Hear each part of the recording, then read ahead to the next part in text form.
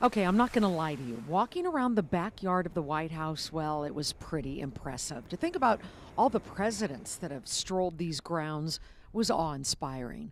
But then the White House dog appeared for a late morning scamper. We know you all want to meet Bo, the White House dog. He came out to play. He's kind of standing presidential, isn't he? Bo, look at the camera. Once inside, history appears before your eyes. Everything from the oval carpet from France with every state's emblem on it, there's Kansas's, to real original portraits of presidents and first ladies past, to gilded tureens brought to the White House by Kansans Dwight and Mamie Eisenhower, to the East Room, a room used by hundreds of world leaders over the years to try and solve global issues. This is the White House Library.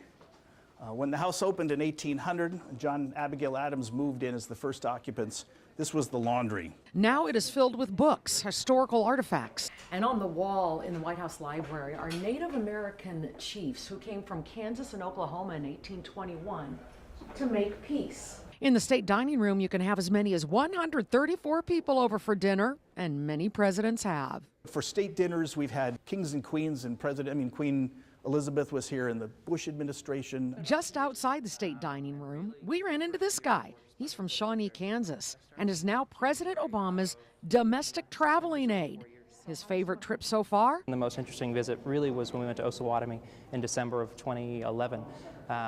Just seeing, about 100 years after Teddy Roosevelt had given that speech on nationalism, and then to have a major policy address in Kansas, to have Secretary Sebelius there, to have Coach Self there, it just felt like it was a really important moment. We also got to see 3 parlors appropriately named the Green Room, the Blue Room, and the Red Room. This is where Dolly Madison used to have her teas. Hey, Susan. How are you? But by far my favorite room was the one in which I got to interview the president for 5 minutes, one-on-one. My favorite part of the interview? When I got to hand him a book I put together about his deep Kansas heritage. This is the drugstore your great-great-grandfather used to own. See there? Downtown Wichita. Did you know your great-great-grandfather was Dr. Jacob Dunham?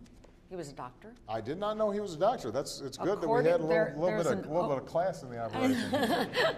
From his mother, who was born in Wichita, all the way to his great-great-grandmother, who was a Kansas farm wife. The book makes it clear our nation's first African-American president has his roots firmly planted in Kansas soil. I am thrilled. And you Thank can be heartened that Kansans are proud of your Kansas heritage. I always claim Kansas. I always claim it.